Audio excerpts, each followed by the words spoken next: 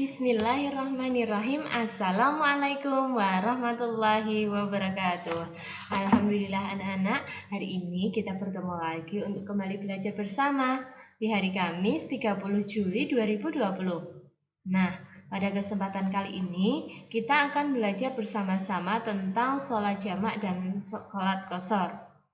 Teman-teman sudah tahu atau sudah pernah ada yang melaksanakannya? Nah teman-teman, sebelumnya kita baca basmalah dulu yuk sebelum belajar, supaya kegiatan belajar kita hari ini berjalan dengan lancar. Kita baca bersama-sama ya. Bismillahirrahmanirrahim. Alhamdulillah, semoga kita diberi kemudahan Allah untuk belajar teman-teman. Nah sekarang kita siapkan bukunya, buku salam dan juga alat tulisnya. Sudah siap? Nah, kita buka bukunya dulu ya. Kita kali ini akan belajar tentang sholat jamak dan qashar, ada di halaman 112. Bisa dibuka dulu ya bukunya, halaman 112 tentang sholat jamak dan qashar. Nah, kita kali ini akan belajar tentang sholat jamak dan qashar. Sholat jamak dan qashar itu ada dua teman-teman. Ada sholat jamak yang dilaksanakan di awal waktu dan ada sholat jamak yang dilaksanakan di akhir waktu. Apa sih sholat jamak itu? Nah, sholat jamak ini adalah menggabungkan dua sholat fardu yang dilaksanakan dalam satu waktu. Sholat yang bisa dijamak adalah sholat duhur yang dijamak dengan asar dan sholat maghrib yang dijamak dengan isya.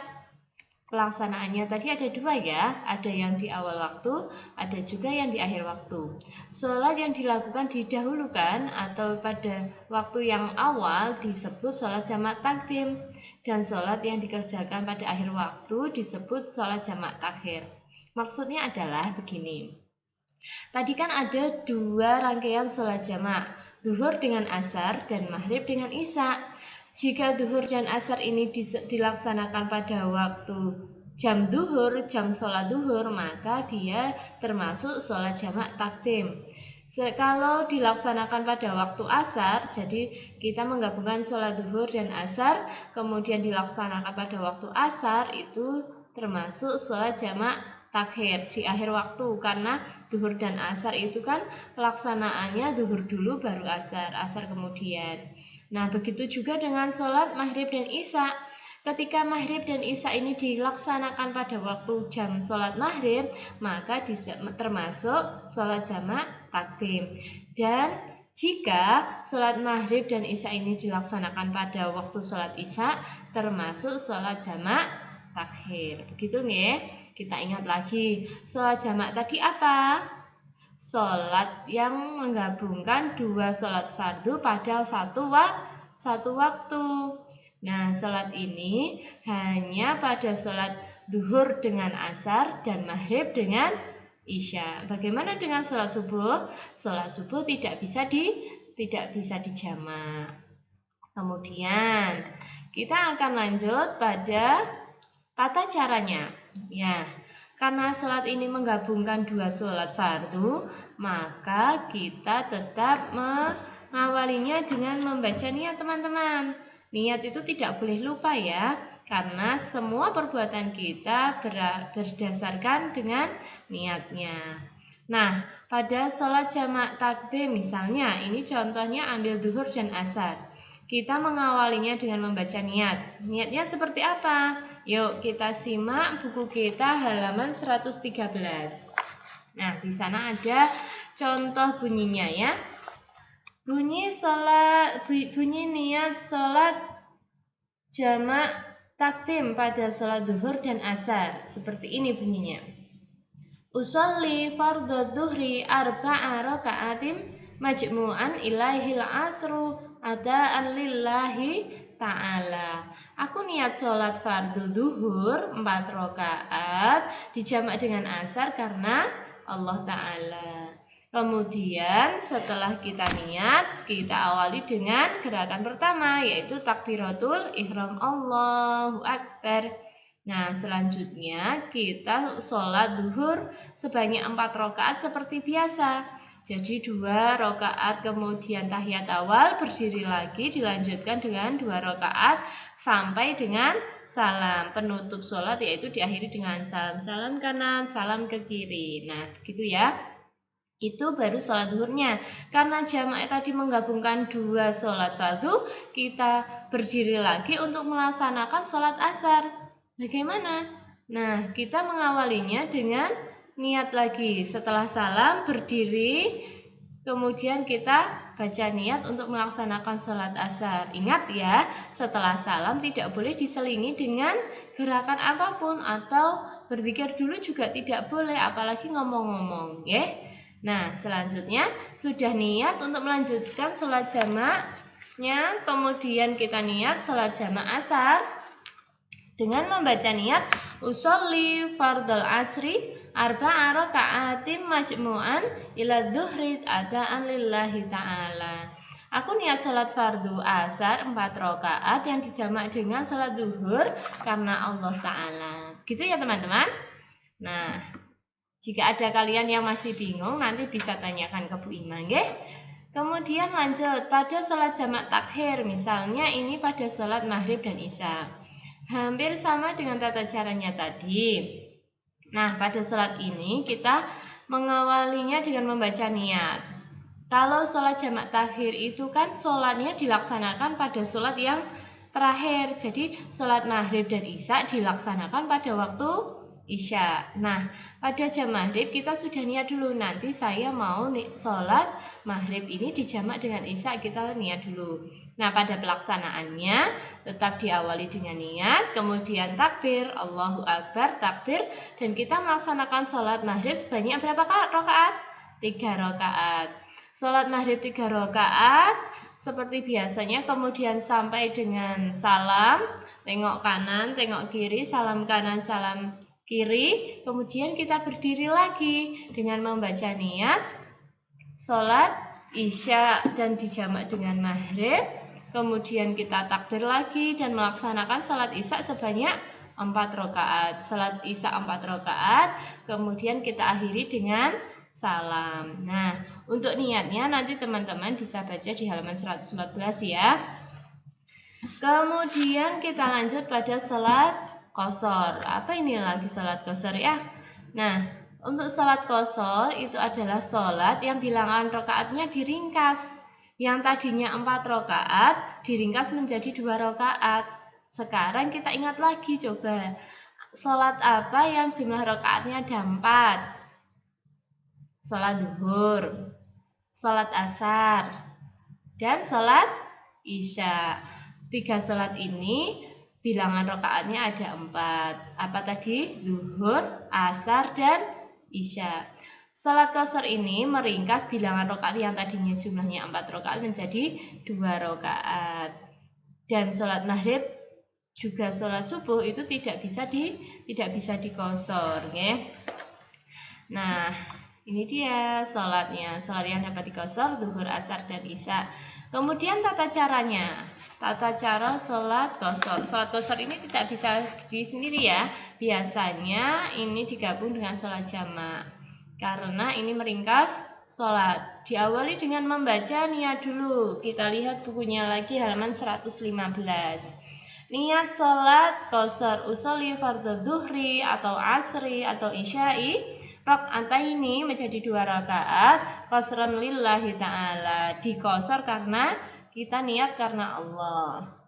Nah, setelah membaca niat, kemudian kita lanjutkan dengan takbiratul ihram, Allahu Akbar. Nah, sudah kita kemudian membaca doa iftitah, Al-Fatihah, surat pendek, dan lain sebagainya sampai dengan salam.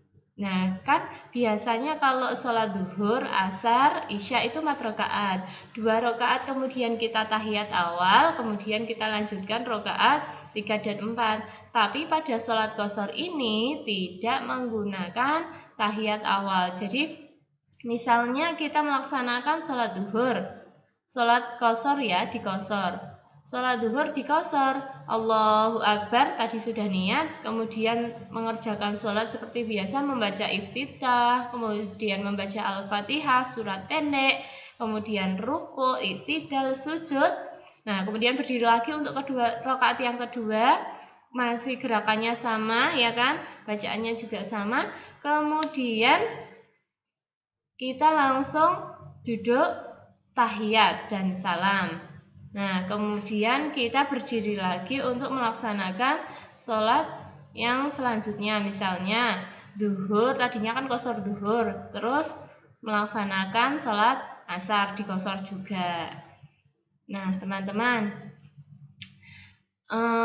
tidak semua keadaan itu bisa membuat sholat kita diqashar. Ada beberapa syarat ya.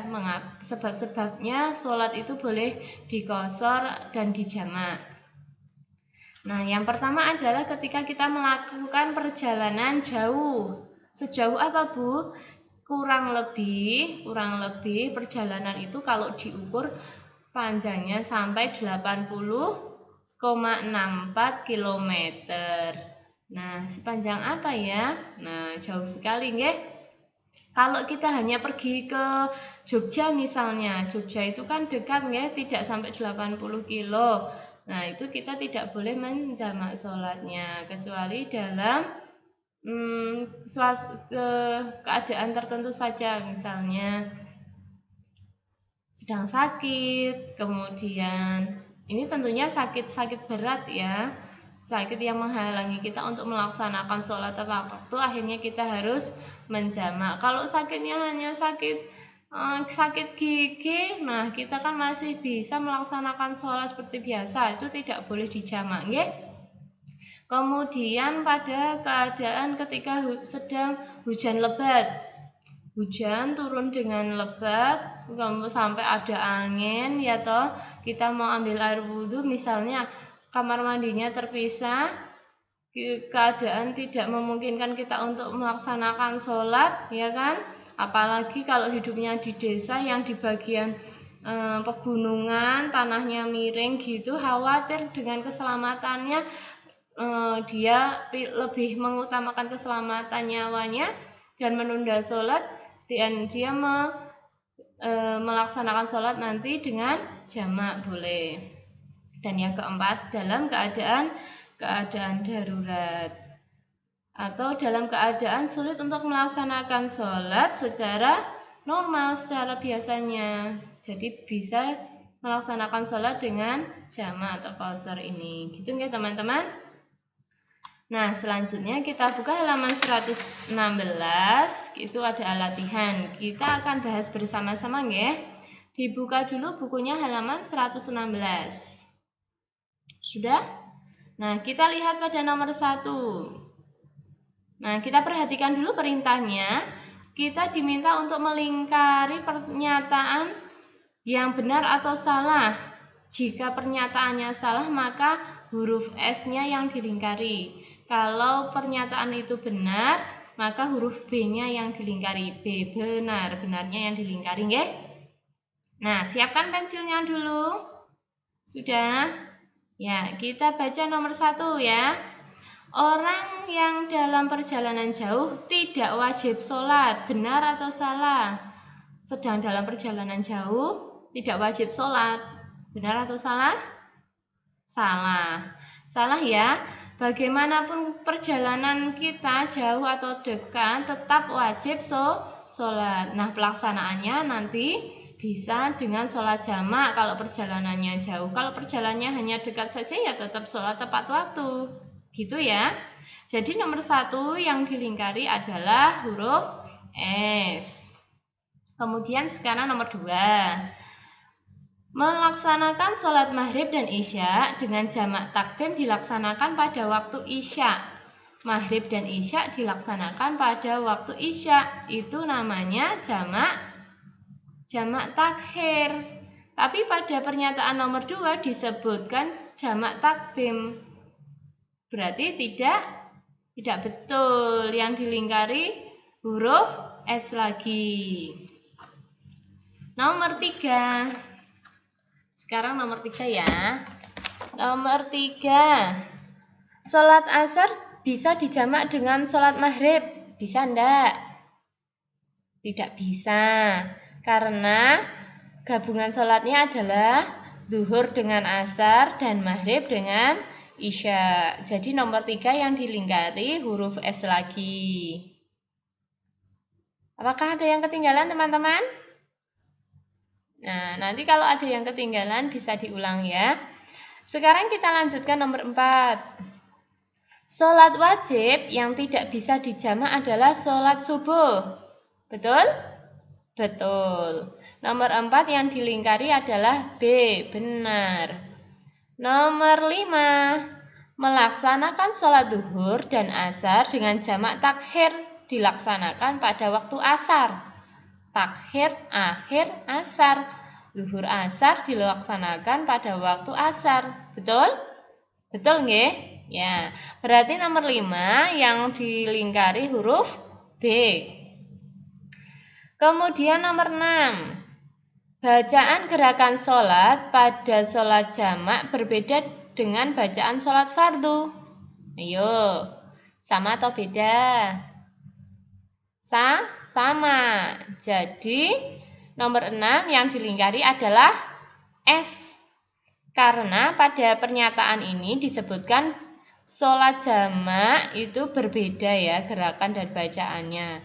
Jadi S pernyataannya. Yang betul adalah sama. Kemudian nomor 7. Sholat fardu yang tidak bisa dikosor adalah sholat maghrib dan subuh. Betul nggih? Betul.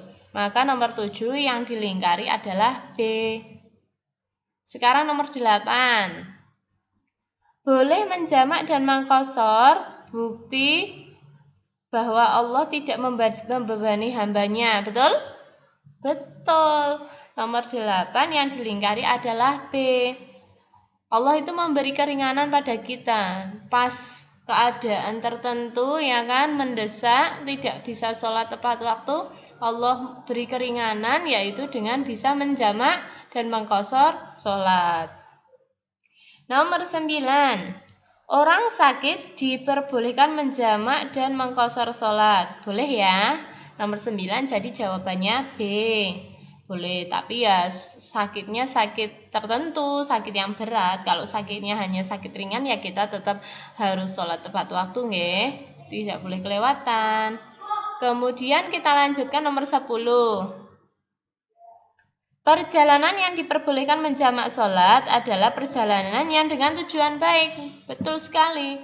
Kalau kita perjalanan pergi jauh-jauh misalnya dari Medan ke Bali, jauh ya, melewati berbagai pulau, tujuannya untuk merampok, mencuri. Nah, ini kan tidak baik, berarti tidak boleh. Berarti nomor 10 jawabannya adalah B, karena melaksanakan jamak sholat untuk tujuan yang baik demi kebaikan itu boleh. Selanjutnya kita lanjutkan halaman 117. Pada kotak-kotak itu ya, kotak-kotak nomor 4, kita nanti diminta untuk memberi tanda centang sesuai dengan pernyataan yang ada di situ. Nomor 1. Ahmad melaksanakan sholat duhur dan asar di waktu duhur. Disebut apa itu? Melaksanakan sholat duhur dan asar di waktu duhur.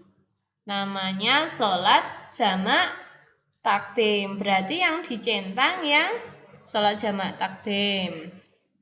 Kemudian nomor 2. Salim menggabungkan sholat maghrib dan isya di waktu isya. Namanya sholat jamak takhir karena dilaksanakan pada waktu isya. Dan nomor 3 selanjutnya. Denny meringkas sholat asar menjadi 2 rakaat. Apa itu tadi? Sholat asar diringkas menjadi 2 rakaat. Namanya sholat qashar. Nomor 3 yang dicentang bagian sholat qashar. Ya, kita ingat lagi. Sholat qashar tadi adalah meringkas sholat yang tadinya jumlahnya 4 rakaat menjadi 2 rakaat saja. Lanjut, nomor 4. Ayah melaksanakan sholat duhur 2 rakaat ketika pergi ke Bali. Nah, ketika pergi ke Bali. Sholat duhur juga sama 4 rakaat, dilaksanakan 2 rakaat. Karena perjalanan jauh pergi ke Bali, maka disebutnya sholat qashar. Ya. Nah, teman-teman, sekarang kita lanjutkan ke nomor 5 ya. Nomor 5. Ibu melaksanakan sholat duhur dan asar di waktu duhur ketika pergi keluar kota. Nah, ini. Duhur dan asar di waktu duhur. Duhur dan asar di awal waktu atau di akhir waktu ya? Di awal ya, karena duhur dilaksanakan lebih dulu daripada asar. Maka ini termasuk sholat jamak takdim. Gitu teman-teman? Sudah lengkap tugasnya? Latihannya? Oke, kalau sudah lengkap, sekarang teman-teman Bu Ima ada kuis. Yuk kita mengerjakan kuis. Kuisnya seperti ini. Benny melakukan perjalanan keluar kota. Akhirnya, dengan keadaan seperti itu, dia harus menggabungkan sholat duhur dan asar dan melaksanakannya di waktu sholat asar. Pertanyaan yang pertama, sholat yang dikerjakan Benny termasuk sholat jamak apa? Sholat jamak duhur kah? Sholat jamak takdim atau sholat jamak takhir? Itu persoalan yang pertama. Kemudian yang kedua, ketika Benny melaksanakan sholat jamak itu tadi, maka niat sholat yang dibaca Benny seperti apa? Mudah kan? Nah, nanti jangan lupa jawabannya dikirim dengan voice note kepada Bu Ima lewat WA ya. Nah, teman-teman, selamat mencoba. Jika masih ada kesulitan atau ada sesuatu yang membuat kalian bingung, bisa ditanyakan pada Bu Ima nggih. Nah, dari Bu Ima cukup sekian. Jangan lupa tetap tertib sholat 5 waktu, rajin mengaji, semangat belajar dan membantu orang tua. Anak solih-solihah kelas 3. Wassalamualaikum warahmatullahi wabarakatuh.